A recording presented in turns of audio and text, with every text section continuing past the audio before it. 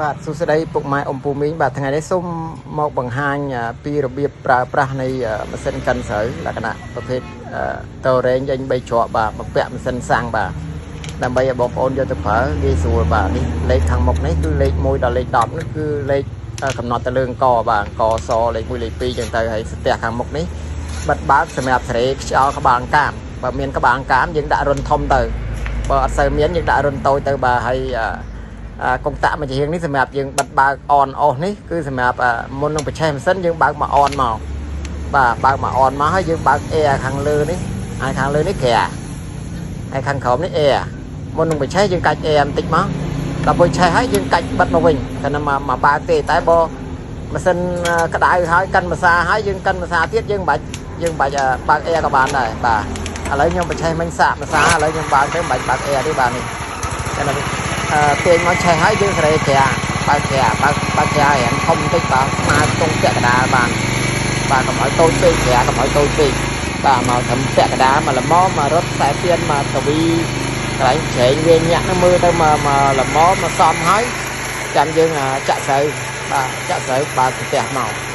បាទហើយ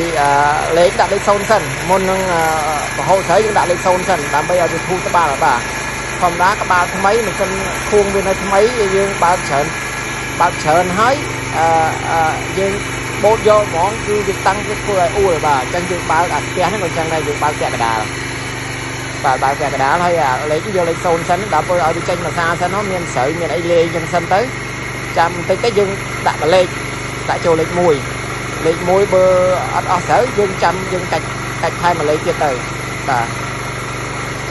ហ្នឹងរបៀបប្រើកុំឲ្យស្ទះកុំឲ្យអួលបាទបងប្អូនដាក់លេខយកឲ្យត្រូវសហ្មងហើយបើកអាស្ទះត្រូវនឹងលឿនពេកអាហ្នឹងអួលហើយ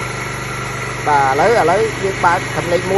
អត់អស់ស្រូវយើងដាក់លេខ2ទៅបាទលេខ2អស់ស្រូវយើងបានយើងមិនបាច់កាច់ទៀតទេបើអស់ស្រូវហើយយើងល្មម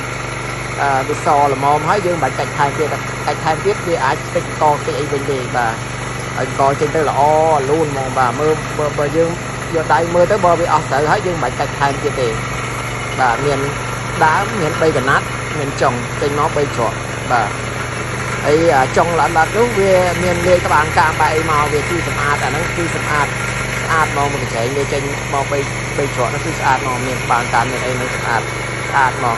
ក៏ដើមយើងយកទៅយើងអត់មានធ្វើអីទៀតទេយើងយកទៅអត់ចាំបាច់អុំនេះទៀតទេស្អាតហើយបាទព្រោះកញ្ចែងវាចេញមក3ច្រកបាទហើយអាស្ទះខាងមុខហ្នឹងយើងសេរីចោលតូចធំហ្នឹងយើងមើលបើសិនជាវាអត់ទៅមានក្បាលកាមយើងដាក់តែរុនតូចក៏បានដែរបាទហើយបើសិនមានក្បាលកាមច្រើនវាញាក់ហើយនៅតែអត់ស្អាតទៀតយើងដាក់រុញតែរុនធំទៅហើយកចេញមកស្អាតបែបហ្នឹងបាទស្អាតបាទបើពាក់កដាលទេបងប្អូនបើពាក់កដាលទេដោយសារក្បាលថ្មីយើងចាំបាច់បើកលឿនទេបើកប៉ុណ្ណឹងសិនបាទស្ទះបើកតែបានពាក់កដាលទេដល់ពេលយើងធូរហើយយើងចាប់ដើមបើកខ្លាំងបានបាទនេះខ្ញុំរបៀបបរៀនប្រាប់របៀបប្រើកុំឲ្យបងប្អូនយកទៅអាសាអួលអាសាអីដោយសារខួងថ្មីក្រមេវានៅថ្មីបងប្អូនបើកខ្លាំងពេកខួងវាអត់តន់នេះវាអត់តន់លុបជ្រុងថ្មីបាទអញ្ចឹងបើកមកល្មមមកប៉ុណ្ណឹងសិនបាទងាយស្រួលប្រើបងប្អូនចេញមក3ច្រកកល្អហ្មងបាទសូមអរគុណ